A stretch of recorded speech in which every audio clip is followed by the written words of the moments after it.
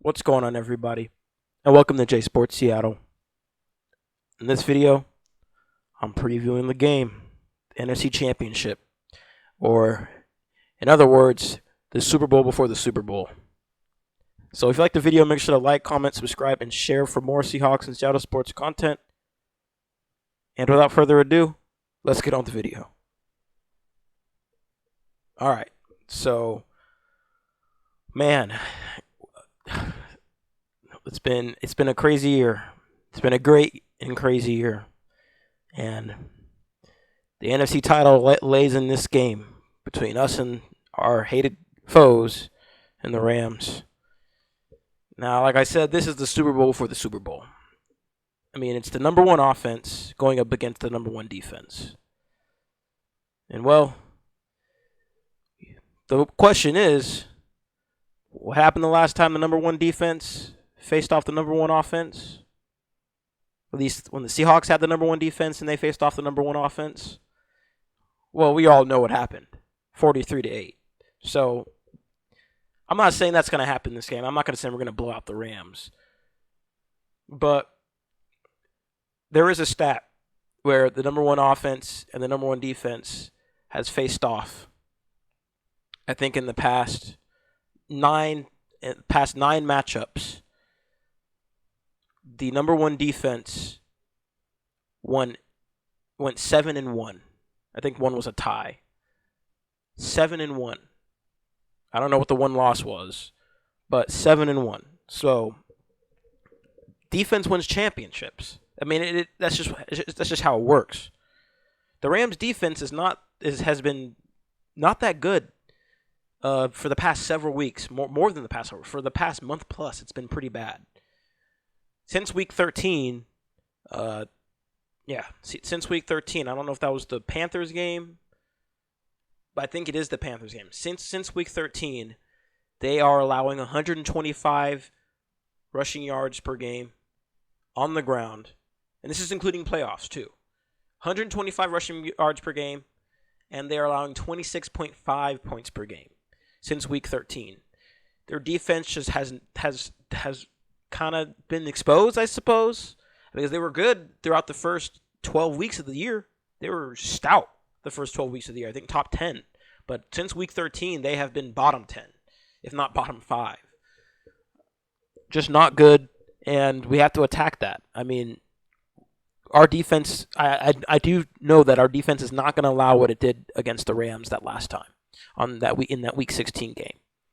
That was just some. So it was a short week. We had people injured throughout the game. Tariq Woolen went down. Kobe Bryant was out. It wasn't good, and we had Josh Jobe on Puka Nacua, which is a clear mismatch. It just wasn't good, and they took advantage of it, and they dropped nearly 600 yards of total offense against this defense and 37 points. It's just luckily our defense was better, or our offense was better that day. So that's why we are here. Winning that game is the reason why we're here right now. I like that, and that's thanks to Sam Darnold. I mean, like it says here on the screen, I don't agree with a lot with what Stephen A. Smith says, but he is correct. This NFC Championship game comes down to Darnold and how he performs against this Rams team. Can he play the way that he did in the fourth quarter and overtime? If he can do that, and our defense, continues to hold up, we're going to the Super Bowl. It's just simple as that.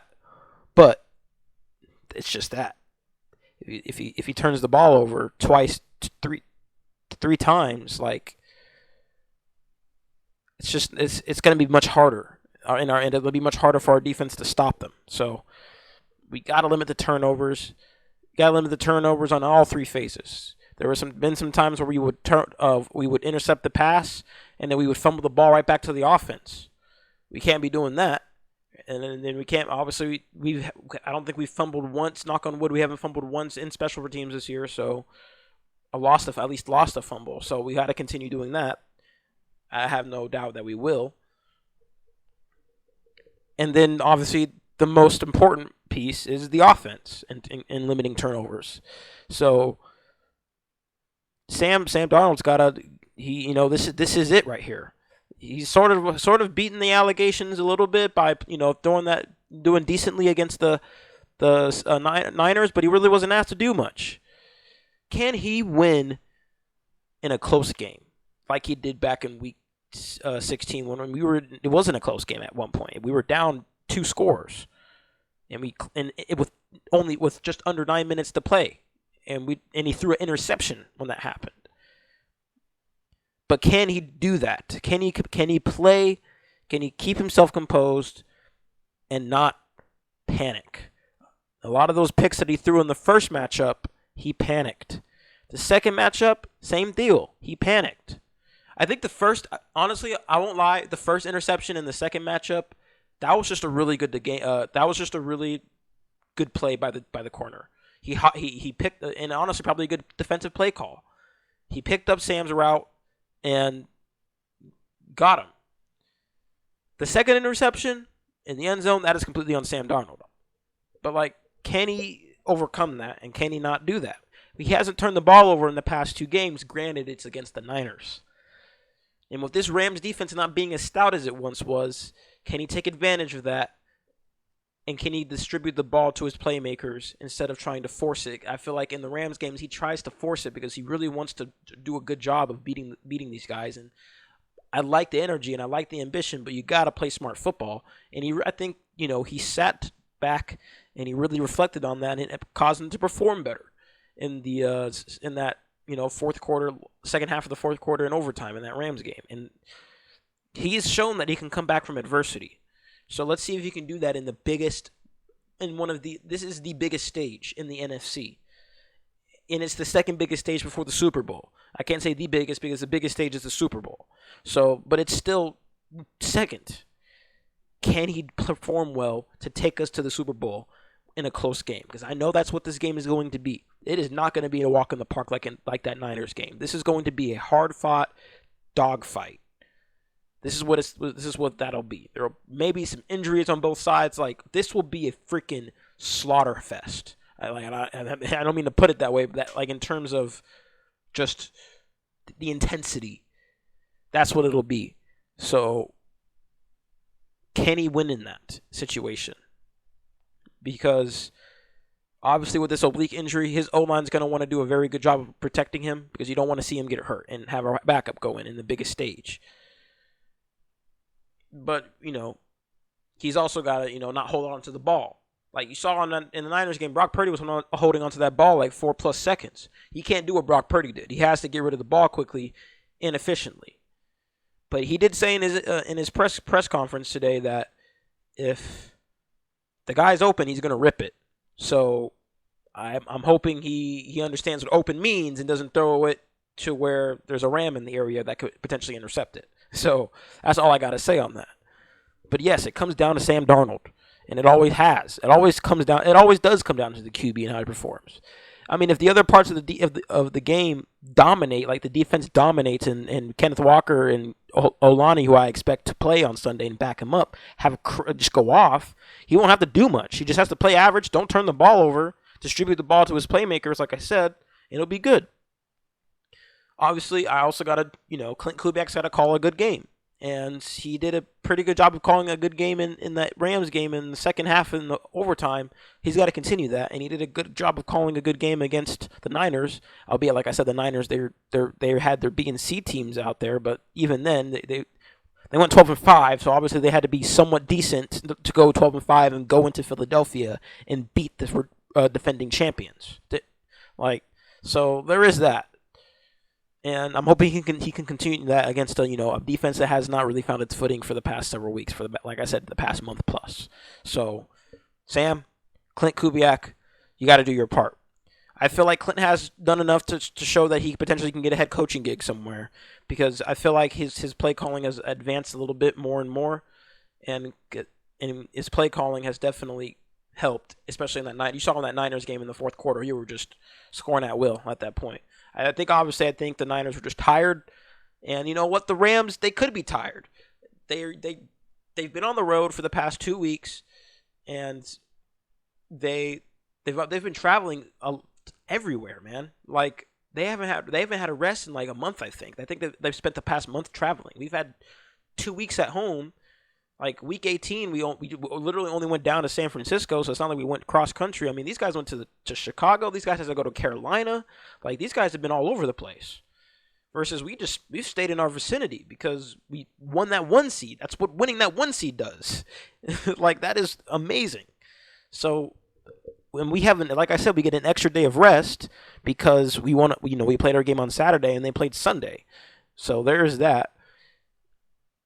These guys are, I won't, obviously that doesn't necessarily mean that they're just going to be gassed. They're going to play everything they have into this game, 100%. To be fair, they put a lot into that Bears game, especially since it was in the cold. I mean, that game went into overtime and nearly went into double overtime if I recall correctly. So these guys definitely got worked a lot these past few weeks. I mean, they went into Carolina and they had a hard-fought game in that one. That one was a very physical game. Like you could tell how physical that game was, and they barely pulled that one out.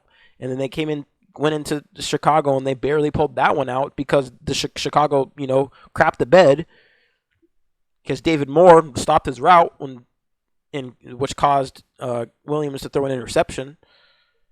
Like these guys have, made good plays, but also, sometimes gotten lucky. Now, that's not to say we haven't gotten lucky. Some luck is involved in winning a championship. That's just how it is. But these guys have, like I said, fought hard, and that's the thing. Versus, we didn't really fight hard. We pulled our starters in the fourth quarter. These guys had to play 5 quarters. I mean, pulled our team, our players played 3 quarters with an extra day of rest, and their starters played 5 quarters with 1 day less of rest. So, it doesn't necessarily mean anything, but it may play a factor. It may. Obviously, if we are not firing on all cylinders and we're shooting ourselves in the foot, it'll it cannot go in our favor. But if we are crossing our T's and dotting our I's, and we play how the way we did against the Niners, great special teams, great defense, great offense, there's great team play all around, which we have been doing, then I have no problem with us, or I wouldn't be surprised if we didn't win by, or if we did win by, 10 or more points if we're firing on all cylinders. But like I said, if we aren't, then that could be bad.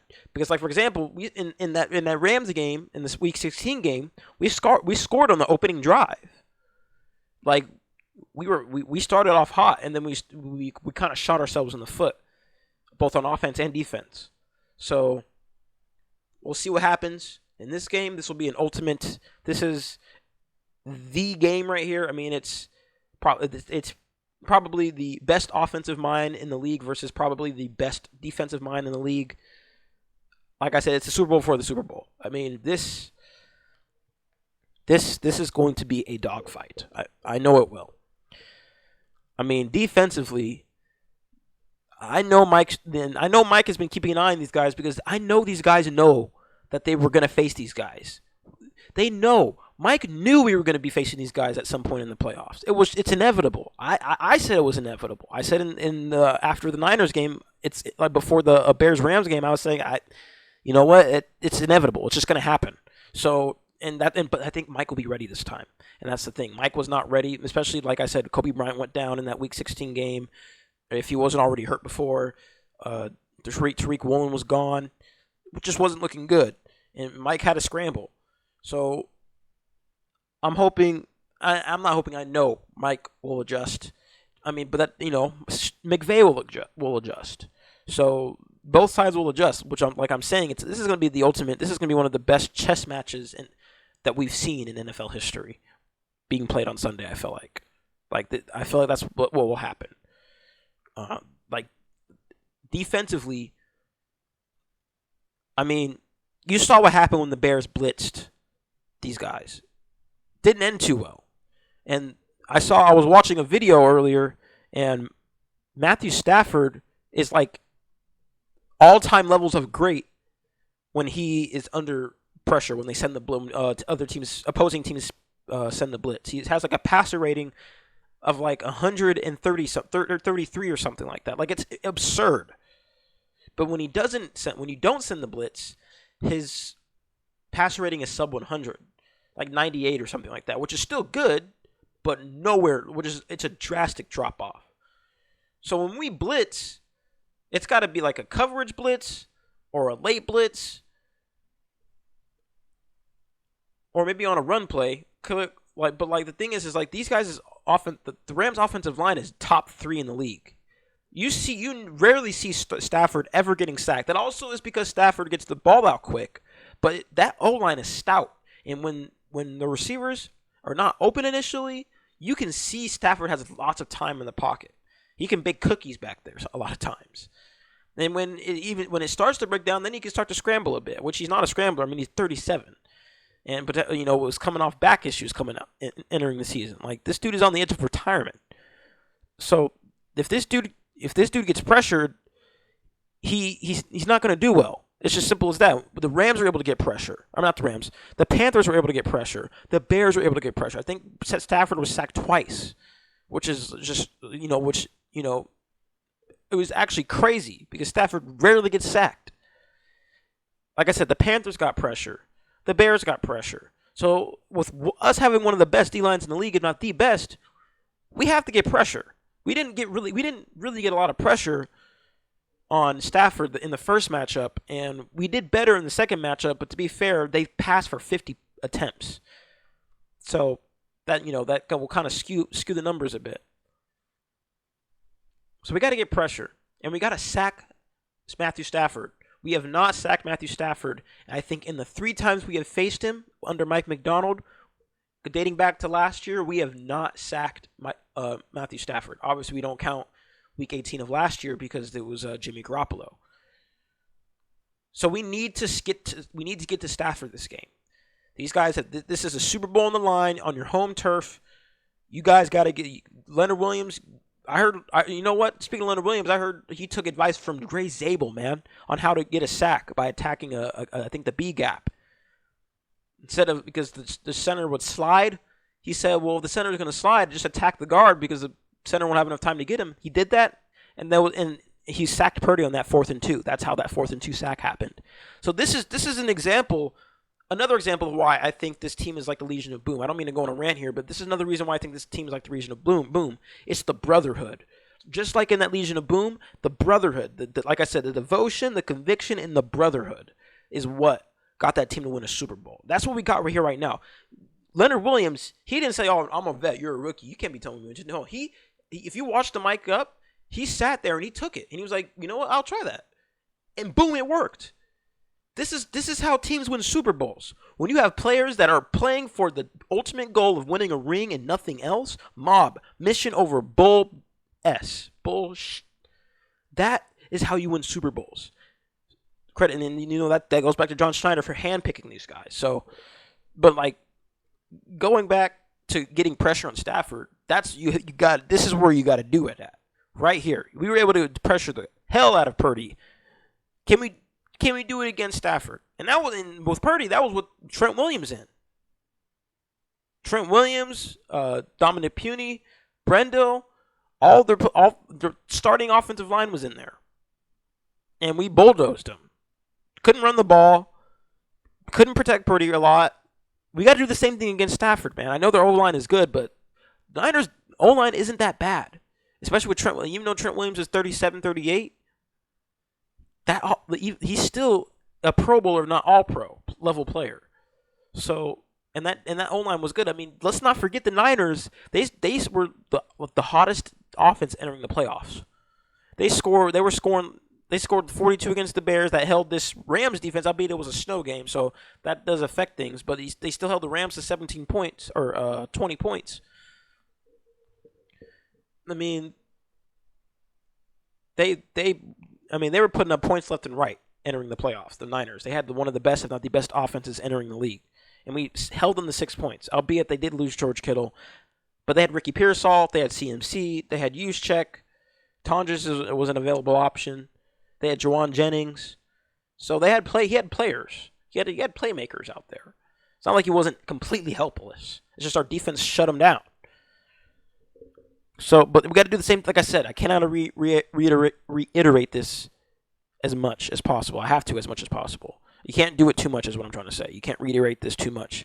You have to get to Stafford. You need to. You got to sack him.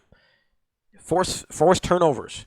We've only forced one turnover against these guys. We got to get interceptions. We got to get forced fumbles like we did against the Niners. We got to do it against the Rams. We got to get interceptions. We got to get turnovers. Just turnovers. Even on turnover on downs. I don't think we've really done that. Gotten a fourth down stop against these guys. Maybe once or twice. We got to do that. We did it well against the Niners. We got to do it again here. So that's just one thing. I know Mike knows this. I'm just saying this because I know, and just like you guys know what needs to be done. The thing is here is, but in the regular season they were 5-4 away. Obviously for including overall, they're 7-4 because they won in Carolina and then Chicago. So they can lose away. And we've been really, really good at home this year. We're 7-2 if we're including that playoff game. So we do really well at home, and this is another chance to do that right there. Like the two losses we have are that Buccaneers game and the game against the Niners in Seattle, week 1. So yeah, I mean we've done pretty well winning at home overall, and we got to continue that. Got to home, especially for the Super Bowl. I mean, I know these guys are going to play out of their minds, especially on the defense. Offensively, like I said, you got to attack the weakness on this defense. Run the ball because they haven't really done a good job of stopping the run. And Sam Darnold's got to take what the defense gives him and not throw into where there's 3 different Rams receivers. So, like I said, this is the ultimate legacy game right here for Sam Darnold and company. So, I mean, let's go get this NFC Championship. And let's go to the Super Bowl, man. Let's go get this. Let's go win the Super Bowl. Let's do it, Mike. I know Mike can take us there, so let's do it. But I think that's all I have for this video. I'll be making a post game video either Sunday or probably Monday or Tuesday, depending. We'll see what happens. So stay tuned for that. If you like the video, make sure to like, comment, subscribe, and share for more Seahawks and Seattle sports content. Thank you for stopping by. Have a good day, and go Hawks. Go Mariners, and go Kraken.